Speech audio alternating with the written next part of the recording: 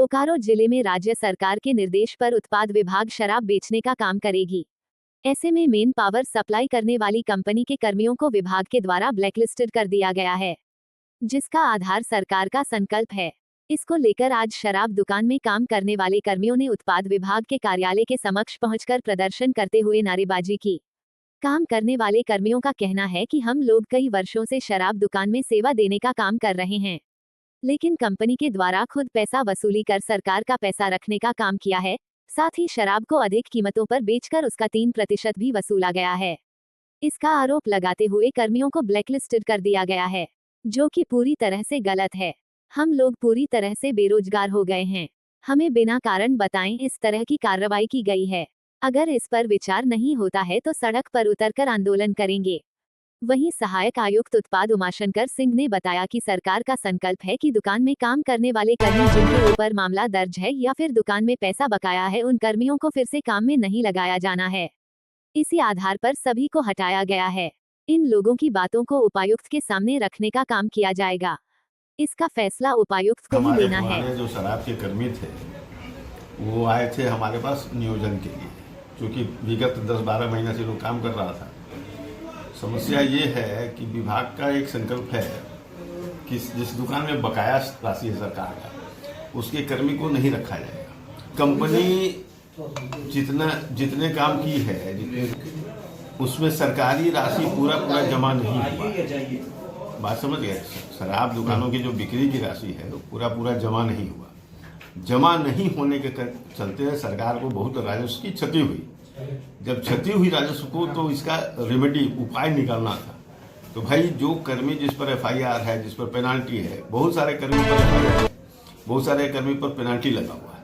अब उन लोगों को फिर से रिपीट करना ये संभव नहीं था, इसलिए सरकार की तरफ से निर्णय लिया गया है। आगे हम लोग देखेंगे, जिसमें ये हो हम लोग सारा पक्ष रखते हुए उपायुक्त को अवगत कराएंगे।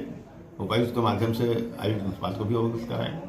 सर, हम लोगों को एकाएक कंपनी ब्लैक लिस्ट कर दी और उसका कोई कारण नहीं बताया गया, और जो भी दुकान से पैसा शॉर्ट होता था तो ये कंपनी लेकर के जाती थी और दुकान अगले दिन मिलाती थी और बोलती थी इतना शॉर्ट है तुमको भरना है। कंपनी पैसा उठा करके लेकर के जाती थी दुकान से, और प्लस 3% भी कंपनी लिवाती थी कि 3% लिया जाए, शराब से अधिक 10 रुपया 20 रुपया लिया जाए। और वो हम लोग गाली बात सुन के भी लेते थे, और लेने के बाद कंपनी सुबह आके 3% जितना सेल रहता था उतना का 3% जोड़ के लेके चले। अभी क्या समस्या है? अभी समस्या है कि हम लोग को सर दुकान से निकाल दिया गया, ब्लैक लिस्ट कर दिया गया। इसका कारण हम लोग को पता नहीं चला कि हम लोग को ब्लैक लिस्ट क्यों हुआ। एकाएक हम लोग को ब्लैक लिस्ट किया गया, इसका हम लोग को कोई जानकारी भी नहीं था। क्या चाहते हैं? हम लोग चाहते हैं हमारा नाम ब्लैक लिस्ट से हटाया जाए और हम लोग को रोजगार दिया जाए। हम लोग आज 10 साल से शराब के दुकान में काम कर रहे हैं, अब हम लोग कहाँ जाएंगे? अगर आपकी बातें नहीं मानी गई, अब हमारी बातें नहीं मानी गई तो हम लोग रोड पे आंदोलन करेंगे। और दूसरा, 10 वर्ष से जब कर्मचारी लोग काम कर रहे थे तो अचानक कौन सा ऐसा प्रलय आ गया कि इन लोग को बैठा दिया गया, ये समझ में नहीं आता है।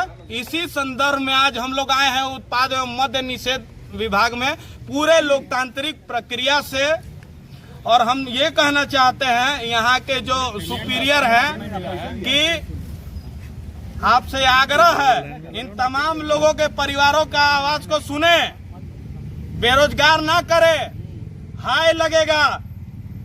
और आपसे आग्रह करते हैं कि अगर कोई बीच का रास्ता है तो बीच का रास्ता निकालिए। ये कमाने खाने वाले लोग हैं, इन लोग को ब्लैक लिस्ट कर दिए। अभी कोनो क्रिमिनल है जी ये लोग? हम लोग रोड पे आ गए। और अगर ये लोग रोड पे आएगा और अगर ये लोग को तुरंत नियोजित नहीं किया जाता है तो चरणबद्ध आंदोलन करने के लिए हम लोग